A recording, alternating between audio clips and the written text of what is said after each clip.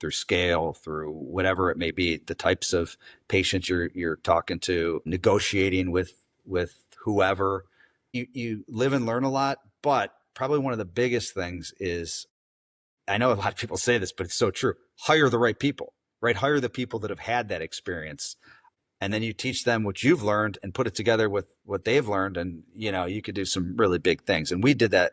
We've done that quite a bit. And we're continuing to do that too, with just hiring some great folks. And, but that would be probably one of the bigger ones. Hiring right. Hello, everyone.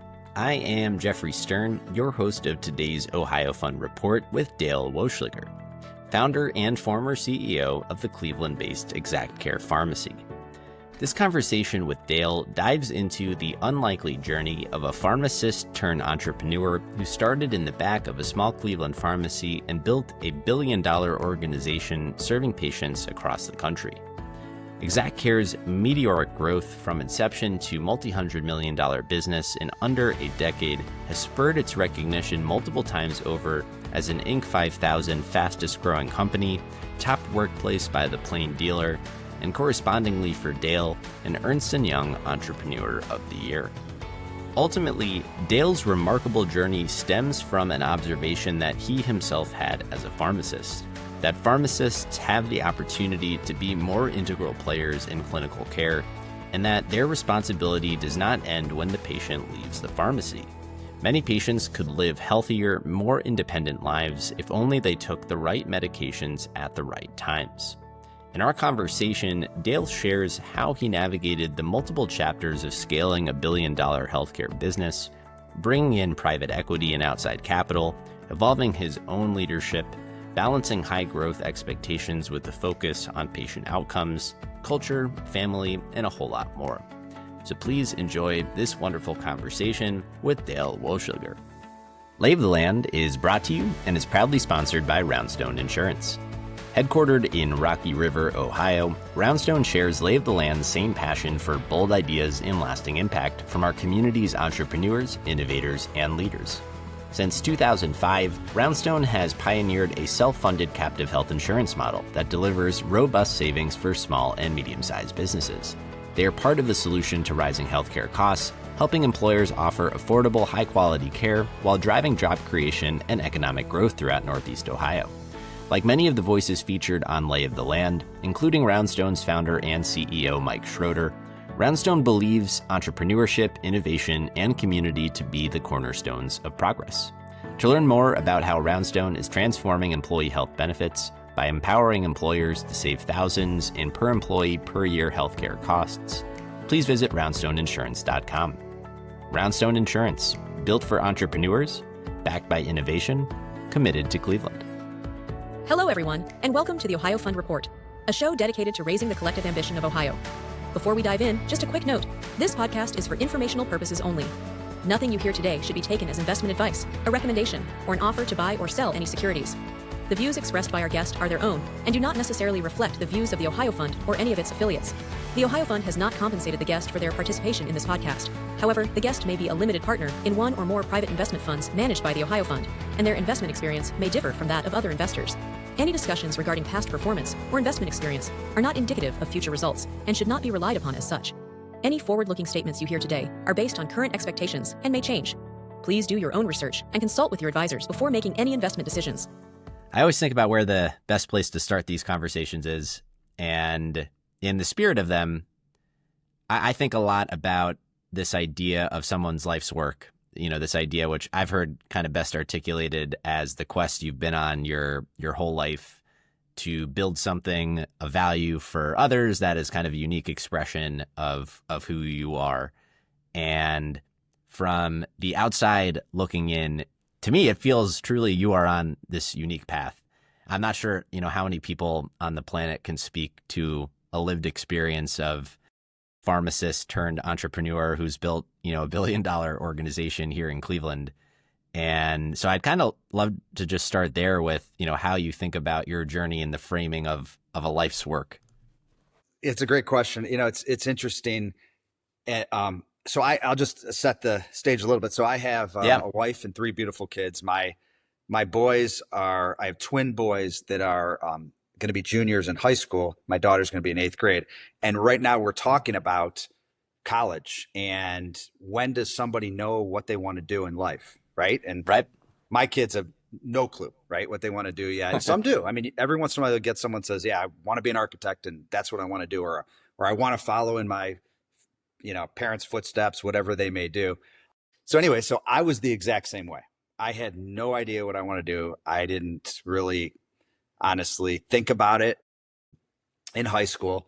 So when it was that time in high school where I was trying to figure out where I was going to go, it was funny, I thought, okay, should I go to business school? I don't know.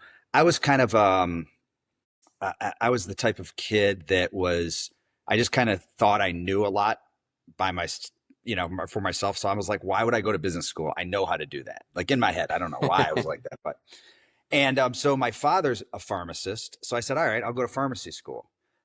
And truth be told, I did not do great in high school. Grades wise, all I cared about was football, working out, and just having fun with friends. Just full transparency there. But then light bulb went off a little bit when I went to college. So I decided to go to pharmacy school. And so I went through pharmacy school, and I actually transferred schools. I went to University of Toledo, and then I went to Ohio Northern into the pharmacy program. And one of the things that I did, and people think it's funny, and they were, as we were studying and going through classes and all that stuff, I was day trading in the middle of classes. I was, I thought I was brilliant at the time. I probably lost a ton doing it, but I just always had that kind of, hey, I want to figure it out. I could do it myself. And, but it was, so I graduated pharmacy school, and a great little story. My dad actually enjoys telling. It's kind of funny. So my dad is a pharmacist. He owned a pharmacy. He was one of the first to bring infusion IVs into the home. So that was a big deal in the 80s. So he did that, and I used to work for him, and he also had a pharmacy that did pharmaceuticals for nursing homes and that type of thing. So I'd make deliveries, I'd work for him. And as I was going through pharmacy school, through internship, through summers where I wanted to work, I said, Dad, I want to get paid more. You're not paying me enough. And he said, well, that's what I pay. That's it. Sorry. If you want to get paid more, go find something else. So I literally found another job with sort of a competitor, and it's a small world a little bit. So the main guy that ran it called my dad, and he says, hey, your son's trying to get a job with me. And he's like, hey, if you want to pay him more, great. So he did. He literally doubled what my dad was paying me. So my dad talks about, so I left my dad's, working for a tech and all that stuff. And I went and worked for actually a company called Medic Pharmacy, which used to be a regional chain in Cleveland. So I did that, and I graduated from pharmacy school, did a couple other entrepreneurial things during. I started a power washing company, just power washing, decks and driveways and all that fun stuff. And then when I graduated, I worked for Medic Pharmacy as a pharmacist, and I went around to all their stores and tried to help them build their stores up. I didn't want to really work in one store. I had an idea there to, at the time, there was great reimbursement and great need for, it's called albuterol and ipratropium bromide, which helped with asthma, COPD, breathing, that type of thing. And it was a big buzz back then. So I put up this whole plan to take Medic Pharmacy to the next level with this. And they loved the idea, said, go do it. But honestly, they didn't want to put a contract together, pay me for it. They said, go do it, and then we'll figure it out. And I said, well, that's not really my style.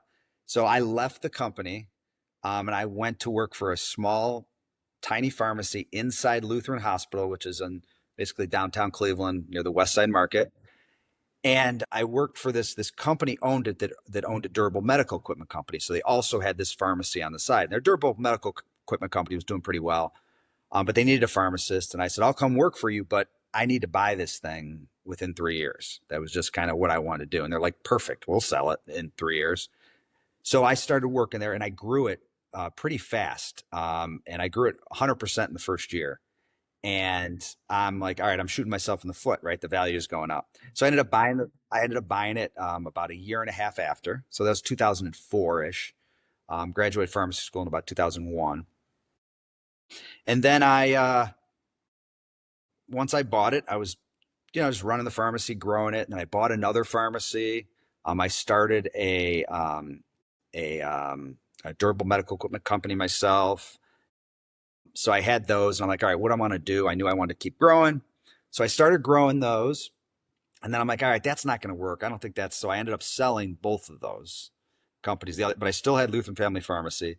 And then in 2009 is really when I started ExactCare. And I started ExactCare out of the back of Lutheran Family Pharmacy, literally right out of the back. And the concept back then for me was I saw a need, right? I started working with mental health patients, and I saw this just need that they not only needed something to help them take their medication, but they needed a pharmacist to interact with them to understand why they're not taking it, or interactions, or they're seeing multiple doctors and how to handle all that stuff. So I came up with a program that I just built from scratch, very simple program to help them, remind them to take the medications, remind caregivers of things. And then I'm like, all right, we need something else. So we needed some type of packaging. So I would multi-dose pack medications in these little bubble packs by hand. I literally took, if they're on 15 meds, I would just manually put them in these bubbles and close them up, seal them up with heat seals and stuff. And it was working. It was great. And these patients were getting better. So then I'm like, all right, I need something else to be able to scale this. So that's when I found some automation, this multi-dose packing automation. And at the time, there were some of them in like hospital systems, sort of, they used them, but there was nothing at scale, nothing that you can do it through, like, through one at a time, one patient at a time, that type of thing. So I bought this machine, and I had to tweak the pharmacy program, nothing off the shelf you can kind of buy and kind of put together. So I had to build everything from scratch. So at that point, we took that, and we really started working with the mental health patients. And then from there, it's like, wow, it's not just that market. So we started working with HIV patients. Then we just started working with every patient that had a multiple medication that need these services. We just saw such a big need. Well, I'll throw a personal anecdote in there. I mean, this idea. So my dad has multiple sclerosis since before I was born. Yeah. And with it comes truly this like unbelievable cocktail assortment of different medications that, he has to take multiple times a day. And without them, he's basically rendered incapable. And I mean, truly the only way he's been able to manage that litany of medications is because my mom, like, very diligently has to take one day a month to organize 30 days worth of his pills so that he doesn't miss anything. Yeah. Yeah. So, it's every single person, I'm telling you, that I talk to and tell the story to, they always have somebody that has, a story that they would need these services, or they have someone, like a caregiver or a family member, that really has to help them. The problem is your mom probably does a phenomenal job, and she understands it and she does it, but a lot of people don't have that, right? Or it becomes, it's tough to do that every month or every week or whenever they do For that. sure. And if you're not in a background of healthcare, sometimes you don't know what's going on or what, So, so one of the things we actually did from the start too is we actually went into the patient's homes. So to the point of your dad, right? We would go into the home, and we had what's called clinical liaisons. Go in the home and said, all right, show me all your medications. Give me all your medications, over-the-counter medications, supplements, whatever you have. Went through it all. We had a program that actually back then we used to do it by hand, write it down and then bring it back to the pharmacist. But eventually we built programs to do all this. And then was that a nod of inspiration to your dad and kind of the in-home IV? It's funny. No, I mean, there was nothing really there it just, not really. I mean, my dad helped me a ton throughout, like just throwing things off him, and from whether it's growth or just whether it's employee issues or building whatever, he helped me a ton. But the actual IVs in the home to this in the home, it's just kind of, it's funny. It's how it kind of worked out like that, but no, it really wasn't anything like that. But when we're in the homes, what we find is a ton of like medications they shouldn't be on, or old medications, or what they're doing. They're splitting pills because they can't afford it, or they're multiple doctors that they don't know who's taking what. So we collect all that data of all the medications, everything they're on, insurance, blah, blah, blah. We bring it back. We brought it back in-house, and then we let all the prescribers know all the medications everybody's taking. We found so many problems. I mean, literally 95% of the time we find issues with medications, which is kind of crazy, but it's understandable too. So once we get that all cleared up, then we actually get the final product. And that's when we did a lot with the multi-dose packaging of medications. And then month over month, we check with the patients, check with the doctors, make sure everything's right, and then continue with that. And, I'll stop there, but, we just have continued to grow. But that's basically how we started it. And we started it in Northeast Ohio, in Cleveland, and then just grew it from there. So I'll stop there for a second, or I can keep going on the journey of how we kept growing, but I'll let you tell. Well, I'd love to introduce maybe some context to the market that you're operating in, and really, the role that you see ExactCare playing within it, particularly in that kind of early chapter of the business as it was still getting started and you're trying to figure out what the right model even is. Just like, how did this work historically? How did it get to a point where that percentage of medication is messed up for people? Just, your observations of where the market was. Well, at the time, I mean, the problem was people, I always said this, like patients, however you look at it, they went to a pharmacy. They didn't have a pharmacy, right? So they'd go to Walgreens, CVS, Medic, wherever it was, and they would just go there to pick up their medications. And yeah, you can ask the pharmacist questions. That's great and everything. But you think about it. You have a general practitioner, you have a cardiologist if you have heart problems, right? Endocrinologist, podiatrist, a dentist, right? You have all these specialists, but you just go to a pharmacy. You really don't have a pharmacist. And especially at that time, It was like, that was the biggest need for patients that are on multiple medications, to find drug interactions or deal with whatever you had to deal with prescribers or whatever.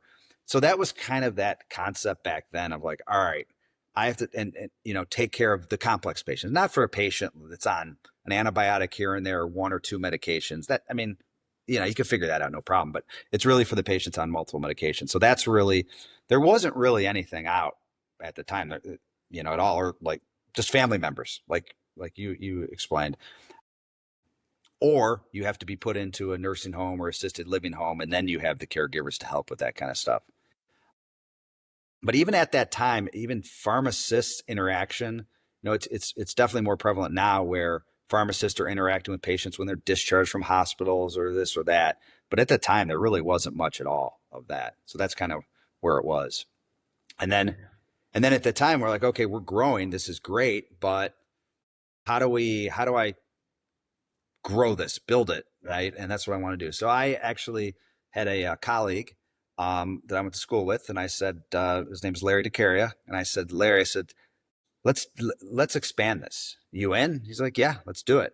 And he lived in New Jersey. So we bought a little pharmacy in Farmingdale, New Jersey, called Farmingdale Pharmacy, little hometown pharmacy. He ran that, and then we started another ExactCare out of the back of that, and it worked, and we grew that. So then at that point, we're like, all right, this is really working. So at that point, I hired a CFO, and he really had, the vision to help me. His name is Marty Butler. He had the vision to help me understand really the private equity world at the time. Like, yeah, we can bring private equity in and we can help grow that. So I had a minority investment of private equity that came in.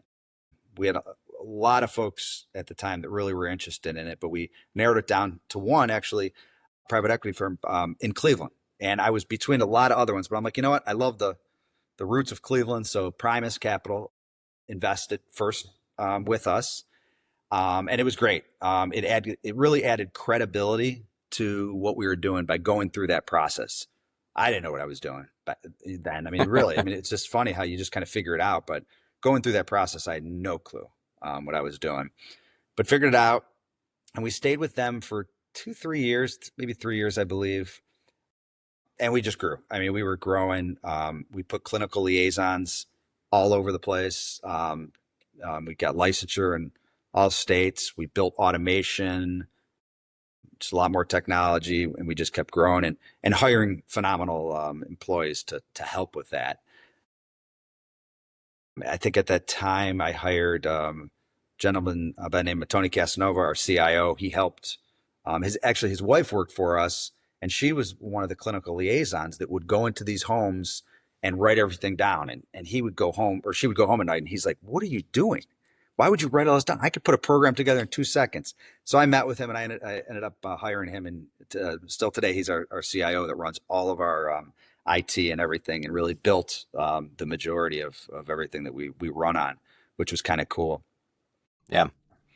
In the evolution of ExactCare from, something that you're just kind of entrepreneurially figuring out as you go to bringing in your first kind of outside capital and partners with Primus, you mentioned having not had that kind of experience before. Like, what did you take with you as the biggest learnings from that evolution of the business at that point? So, well, I mean, just in general, people would tell me horror stories of don't let private equity in, and, they're all, they're going to take over, and, they were extract value. It's a trope of the industry. But I'll be honest, it's like you learn, and if you just bring smart people around you. I mean, they had a lot of smart people working for them at Primus, helped out, and just help us think about it a different way and push us a different way. Helped us formalize a board. I had a mentor actually back from my medic days. I worked for his name is Mike Bukach. And he, really helped me through a lot of this, a lot of the process back in the day. And he ended up coming full circle. I used to work for him, and now he was on our board, which was really cool. He has tons of experience in the pharmacy healthcare world, which was really beneficial to the business and myself. Throwing things off him personally, or business or whatever. So it was great to have him. But yeah, so with Primus, we were, I don't want to say outgrowing them, but we were growing pretty fast. And, it was time where within the investment that they did really well, and that was great. But I wanted to really get another private equity, a little bit bigger, a little bit more healthcare focused. So that's when we went out and we did hired a banker. This time we actually hired a banker. Last time we did it ourselves, which is live and learn. And then we ended up with Nautic Partners, which has been a great ride. Just brilliant people there, well liked, well known in healthcare, doing some phenomenal things, not just with ExactCare and the companies that we built off of ExactCare and have grown, but they're doing some amazing things. But the growth of just going from kind of by myself as the pharmacist behind the counter all the way through CEO, and, basically doing everything from IT to whatever. It was huge learning curves and everything, but, you just have to kind of figure things out as you go. And that's what we did. And then hire great people to help you out. We're a pretty large organization today. Yeah. How would you describe the organization today? Well, so I stepped away as CEO about 2.5 years ago. So I'm on the board of it, and it's running great. We bought a few other companies, put them together, and it's like anything. You live and learn with everything you do. We had a concept with Nautic to buy 3 companies: specialty pharmacy, infusion, and with ExactCare, put them all together. And as we were growing, as we were starting to put it together, well, one of the pharmacies, specialty pharmacy, just started growing so well, and someone really wanted that piece of it. So we ended up selling that, and that was a great thing. So then we had these other 2 pieces, which we were building specialty and infusion pharmacies in hospitals and managing it for them. So we separated ExactCare in that, and then we sold part of that off. So now we kind of formed another company. And then with ExactCare, we were interested in continuing to grow that and looking for other pieces, parts. So we actually we bought Tabula Rasa and put Tabula Rasa, which is a PACE organization, similar to what ExactCare does, but very different at the same time. But same concept. So we really thought this would work. So that's what we did that, and then we rebranded that as A New Health. So that's what is there today. It's called A New Health. Still ExactCare Pharmacy underneath that as the pharmacy part of it. And we're kind of still building that and putting that together, and that's going really well. And a gentleman by the name of Brian Adams is running all that, and he's doing a great job as we continue to grow.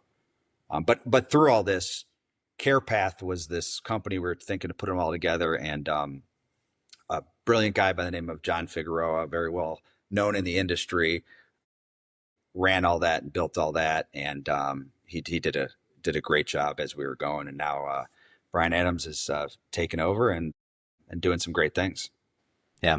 So how would you paint the broader aspiration and vision of what the organization is trying to be the best at today? Well, I mean, helping complex patients. I mean, that's it. I mean, it's still from way back in 2009 when I started with the mental health patients. Same concept. I mean, it's taking these patients, having them understand the importance, whether it's with their caregivers or themselves, to take their medications, organize it for them, make sure they're taking the right medications. And again, it's not patients on 1, 2, 3 medications. It's complex patients. I mean, very, very complex.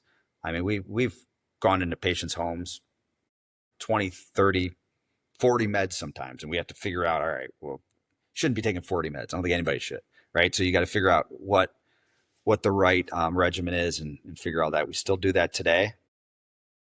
And we want to continue to grow. And, you know, we are the leader, and we will continue to be the leader with that. So it's kind of cool. With regards to, I mean, leadership, arguably maybe the market didn't even exist when you were starting, or maybe you were competing with what is just the status quo of how people were managing themselves today. I mean, folks might be more familiar, at least just through name recognition, of Amazon and PillPack, you know, something like that. But how do you think about like almost creating a market? Yeah. So I still today say there's nobody like us.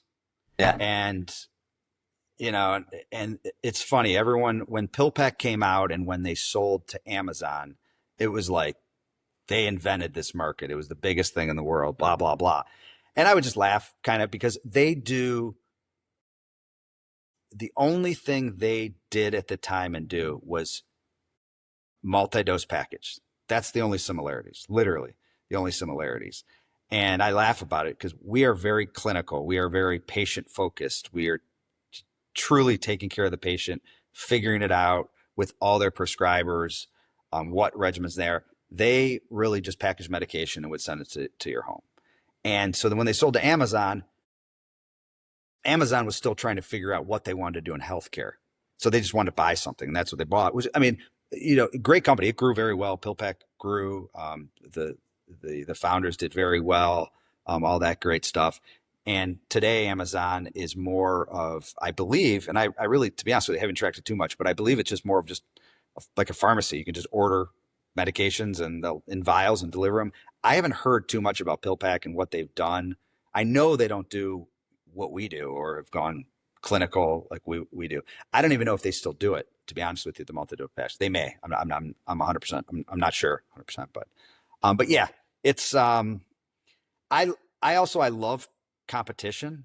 So, you know, it's like, all right, we'll go do it. There's so many patients out there that need these services. So the more that can do this, great. Like there's a lot of copycats out there, which is great. I mean, it's, you know, whether it's from mom and pop pharmacies that are doing it, trying to do what we're doing behind the counter, and they have that ability to take care of these patients, great. And, you know, they'll have ones that are growing, and that's phenomenal. So I encourage that for sure. Yeah. I feel like at the heart of maybe the origins was this observation that maybe pharmacists are underutilized or undervalued in some capacity. What do you feel as a pharmacist yourself? I'm curious both like what you feel has been transferable to your, you know, role and journey as a, you know, the founding CEO of this organization, if anything, and where you feel there's still, you know, opportunity for pharmacists to be better utilized. Well, I think just pharmacy in general and pharmacists, I think they are starting to be utilized a lot more clinically instead of just counting by, the joke is counting by fives and filling pill bottles and handing them out. You know, what does a pharmacist do? That's all they do, right? That's what people used to think. But I mean, you know, more and more, I mean, you have pharmacists in so many different areas now, you know, whether it's in hospital systems, whether it's with big pharmaceutical companies helping out, whether it's nursing home pharmacies, but they really are taking more of a clinical approach. Even the retail guys, here and there are really trying to get pharmacists to take more of the clinical approach, whether they're doing immunizations, helping just with them.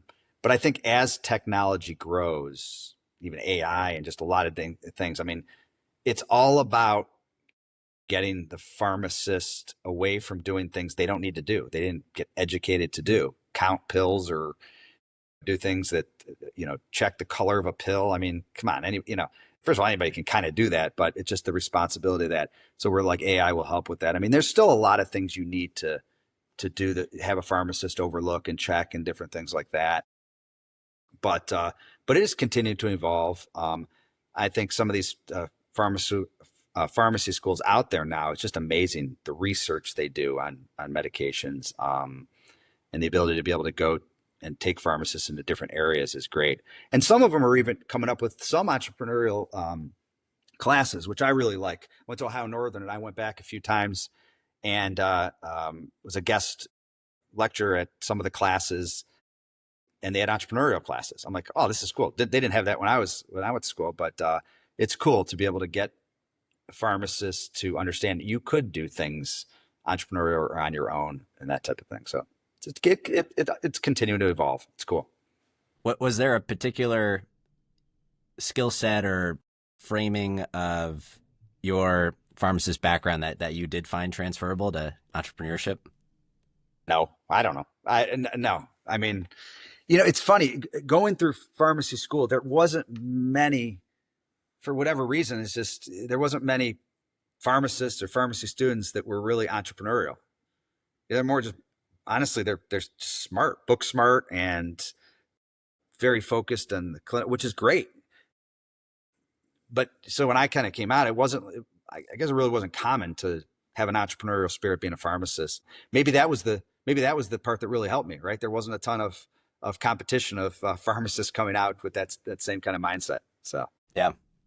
How did you think about your own personal growth as a leader from, just starting this out of the back of pharmacies to bringing in kind of multiple tranches of private equity partners over the years and managing acquisitions? I mean, ultimately the organization is hundreds of people now, hundreds of millions of revenue. Like, how did you think about your own evolution as an entrepreneur through that journey, and what were maybe some of the harder lessons learned along the way?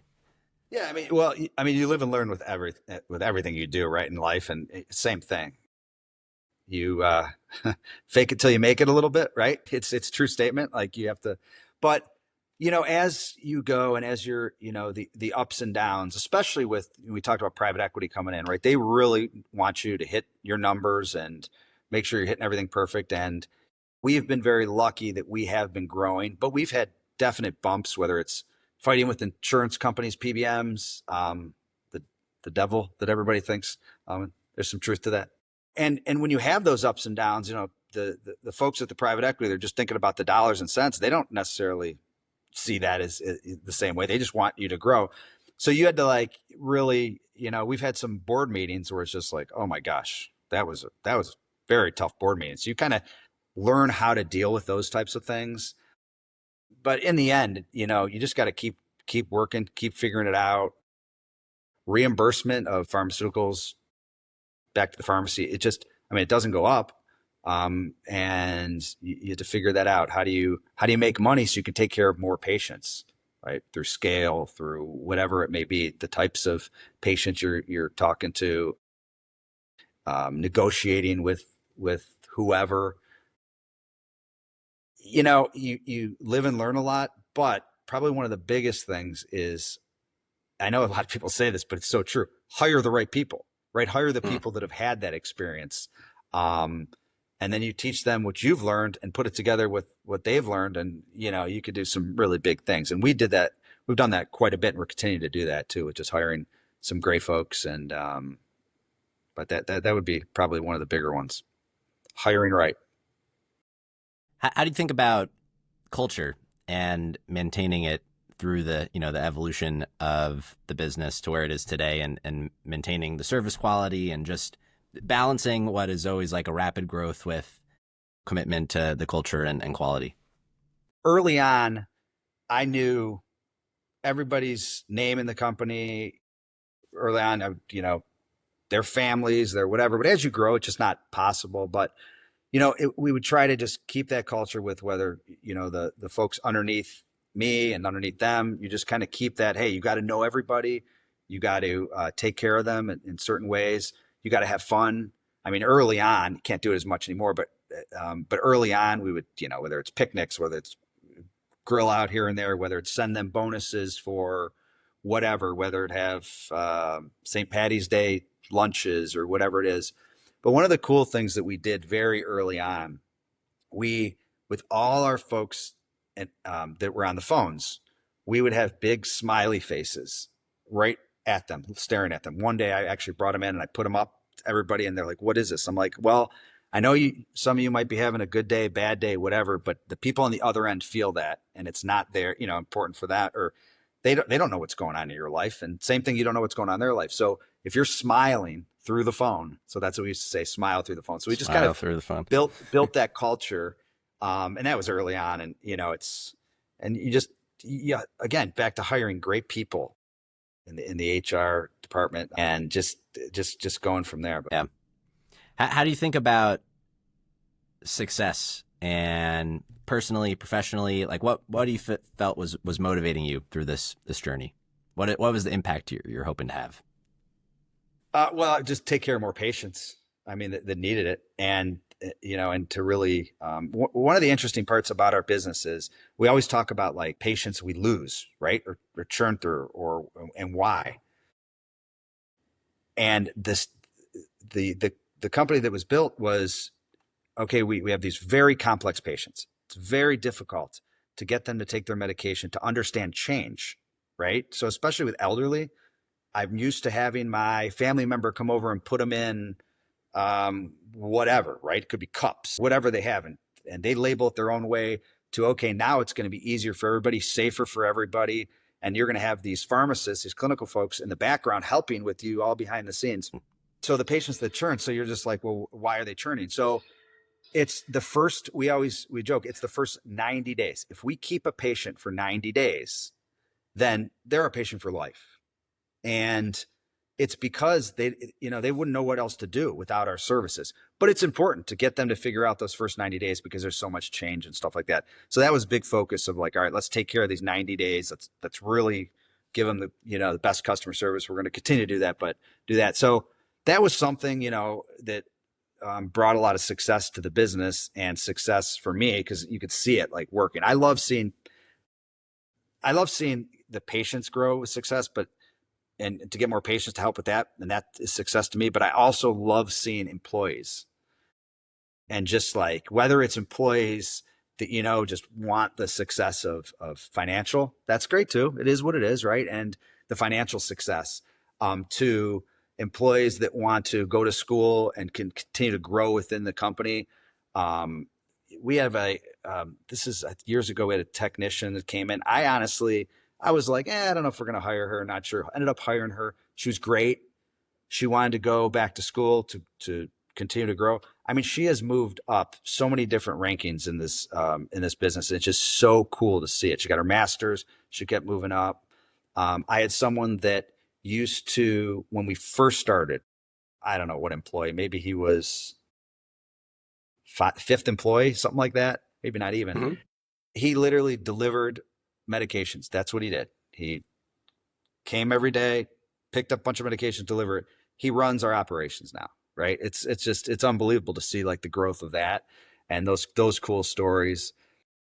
Pharmacists who, there's pharmacists that have been with us throughout the whole time, and some of them didn't want to be the top person. They just wanted to continue to be a pharmacist and really help patients, and that's their success. And it's awesome to see that. And we continue to have them have that stable job and do what they love. And then there's others that want that, step up. And then there's others that wanted to continue to grow and then go somewhere else and grow in a different company. And that was great too, to be able to see, hey man, we really built them and gave them the education, gave them a lot of the skill sets, and they move on and have done great things. So that's success. that's from the business side of things. The main success I look at is, your family, your kids, and the success of just watching them grow and kind of giving them, everything you can to give them the tools to be successful and be happy in life. Having spent as much time as you have in the industry itself, what do you wish more people understood about it? Well, I think people think sometimes in pharmacy or companies in general, oh, that person or whatever is just lucky. I always laugh like when people say, oh, that they're lucky. Do you need luck? Absolutely. But you got to create luck. So that's the way I look at it, right? And it's not just luck. You work very, very, very hard to get to where you are. It doesn't matter what it is and all that stuff. Yeah. You mentioned maybe the eluded devil of the industry and PBMs, perhaps some truth to it. How do you think about just if you had the magic wand, and you can prescribe your own medication to fix the healthcare industry, how have you thought about like what the real bottlenecks in the industry are and where there's the opportunity to unlock, a lot of just effectiveness? Yeah, I think what helps is just transparency within it, because there's a lot of, it's funny. Pharmacy world, right? Take that for example of just like, okay, how do pharmacies make money, right? So pharmacies make money, a lot of them. There's a lot of different ways, but they make money by buying medication in bulk and dispensing them to the patient, and the insurance company pays you X dollars, right, minus what you paid for them, and then you do a ton of work to get it there, and then you make that difference. Well, the crazy part is these PBMs come in and they negotiate all these rates. And you can have same medication, you can make $20 on, $100, or you can lose $5. Same medication, different insurance, different PBM. Makes no sense. It literally makes no sense. That doesn't make any sense. And nobody can even understand it. I've been doing this for years. I still don't understand it. So the transparency, I think, would be huge, right? To continue, and that's coming more and more to be transparent. It just blows your mind on how it works today.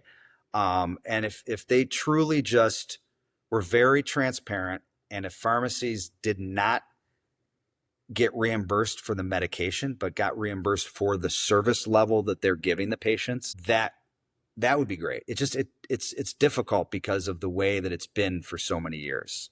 And to try to change that is very, very, very difficult, because there's just so many intertwined webs of the way who gets, whether it's the drug company that's making the drug, whether it's the insurance plan, whether it's the pharmacy, whether it's the PBM, whoever it is, there's just so many.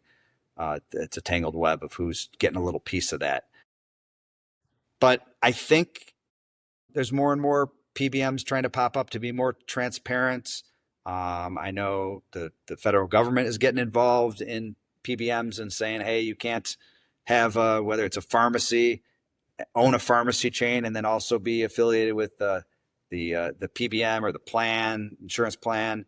So we'll see how that goes. But politics are politics, and you just never know. Sure. Are you optimistic about it? Or maybe an alternative way of framing it is, what are you most excited about looking forward? I just think people have to continue to be creative to figure out ways around it. You can't just sit and wait for somebody to change something. They're like, oh, great, they changed that. Now we're going to all benefit. It just doesn't work that way usually. But we'll see. People are trying to do things, lobbying for different things, but keep giving that level of service. Even like early on for my business, I always said, just keep doing the right thing, keep taking care of the patient. Everything else will fall into place when you had your ups and downs, and it did, and it continues to do it, but you have to make smart business decisions along the way. And that's, just part of it. Yeah. At the onset, you mentioned, I don't know, I'd call it a pride in building this here in Cleveland. And I just want to ask about what it's meant to build it here. Yeah. I'm from Cleveland, born and raised, family's here, still here, extended family. It's home to me. So obviously I take a lot of pride in that. I still want the Browns to win a Super Bowl. I don't know if that'll happen. Hope so. But just all Cleveland sports teams, all it, Cleveland in general, I want it to be, a great place for my kids. Hopefully they stay in Cleveland.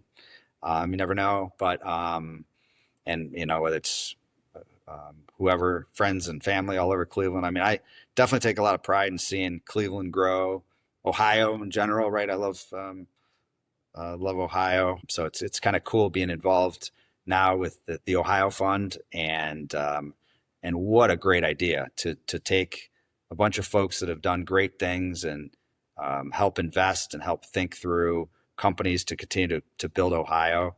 There's just a lot of smart folks that come out of Ohio, come out of Cleveland. I had a board member, I still do have a board member on my board for years. Great guy. His name is Doug Present. Real smart guy. He's done some great things in healthcare, teaching, and different things. And he always says it always comes back to Cleveland. He just laughs. He goes, "Oh, of course you're from Cleveland. Of course they're from Cleveland. Healthcare especially always comes back from Cleveland." So it's cool to see that and hear those things from the outside. And yeah, definitely take a lot of pride in continue to build things in Ohio and in Cleveland. Yeah. Well, one of the ideas that we're always kind of ruminating on is what could we do to raise the collective ambition for the state? And I'm curious if anything comes to mind. What would you pose?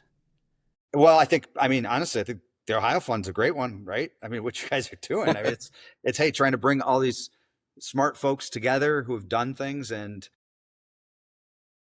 continue to bring smarter folks into Ohio and recognize, hey, I can bring them in or them in. Almost think of like, right, a little bit of like the Shark Tank of Ohio. That would be a great concept, right, to do something like that. Even though I hear that there's not many great companies that have actually come out of Shark Tank, but make it a little bit higher level Shark Tank type thing for Ohio would be kind of cool. I think it's just getting the word out of how great it is. It's, Right. I mean, it just is. You look at other states, there's other great states too, don't get me wrong, but it's,